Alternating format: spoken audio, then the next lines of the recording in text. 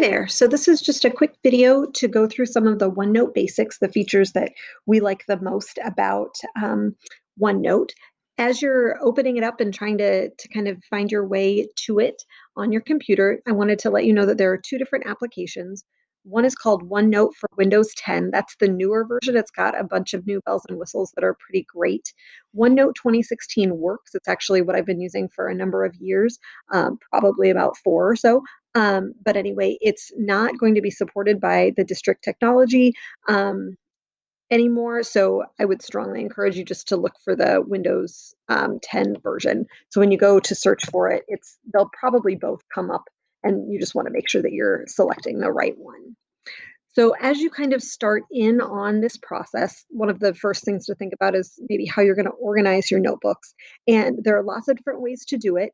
I'm just going to share with you the way I do it, and a couple of other people do as well.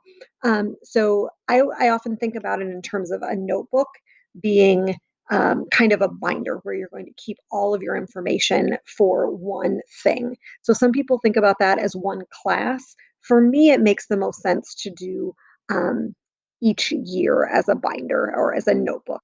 So as I look through my notebooks, I've got notebooks for different years, and then I can go from one year to another if I want to look back at the material that I covered or the way that I taught something from year to year.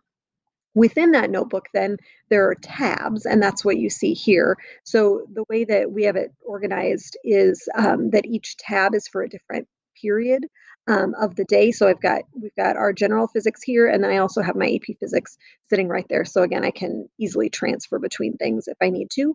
And then within each of those periods, then I've got a page for each day, and then sub pages that have kind of the pieces that we're going to do for that day.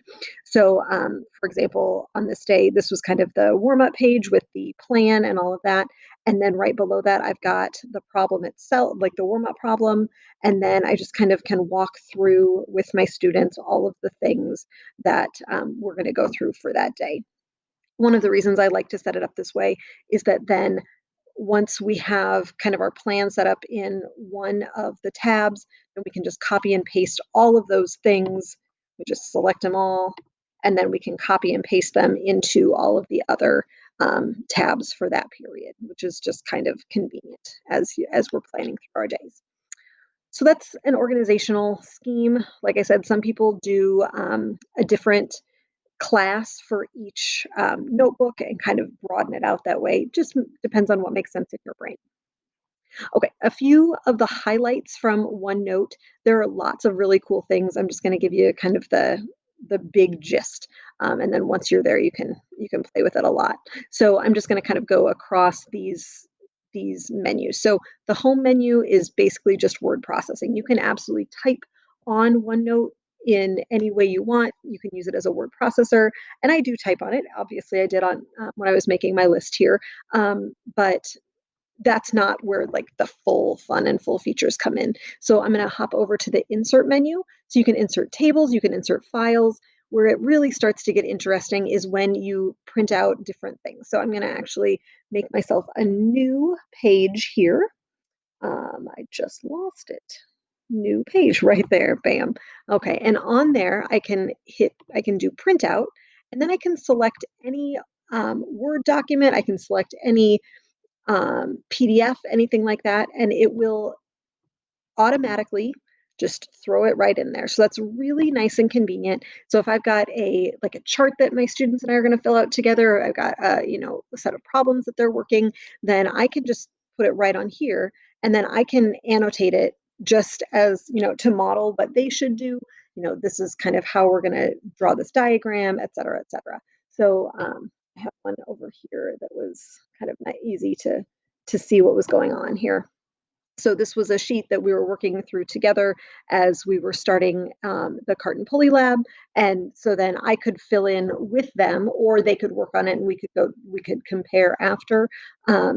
But I could just annotate right on there with my stylus right at the front of the classroom. So that was super convenient.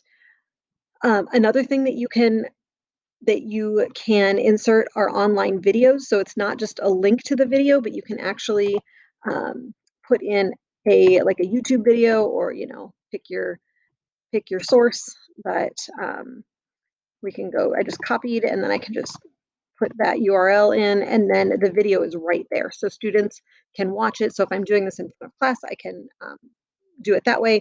Or if I'm using this in more of an asynchronous teaching modality, then I can just, it'll be right there and students can click on it, which is really cool as well. You can also insert just audio so you can record something. And I'm kind of imagining this is one of the new things, but I'm imagining doing this with a sheet to give students instructions or give students hints as they're going through a task. And then one other thing that I've just recently discovered is that there are also Microsoft Forms. They look a lot like Google Forms. And I'm kind of imagining that we could use those so that they're kind of all housed in the same spot as opposed to go to this website, that kind of thing. Just opportunities to kind of streamline and simplify what you're doing with your students. In the draw menu, there are lots of nice features. The big things to note are that you can choose lots of different kinds of pens. So you can do lots of color, which I love. And they have these brand new ones that are really neat that have different fun backgrounds. So that's kind of cool to see as well. And they're really easy to write with, easy to draw, that sort of thing. You can also use this lasso select tool. My students always get mad when I do that because then I can just move things. So I've got a whole diagram and I can just move it. And then I can also insert space, which is really nice. So if I was writing a definition and it got a little longer than I anticipated, happens to me a lot, then I can just add some more space in there and then life is good. Really quickly, I don't want to make this video too long, but there are some other cool things.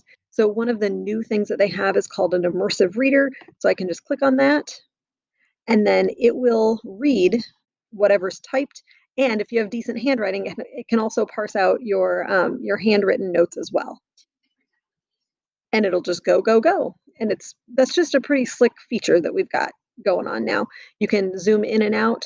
And the other little thing that I love here is that if you are trying to model or you just like to have lines to write on, you can include lined paper, or you can also include graph paper, which is really nice for doing some data analysis as well.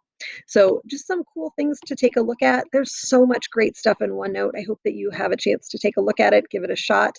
We're going to record a couple other videos to help with some more pieces of it, and hopefully it'll help. Have a great year.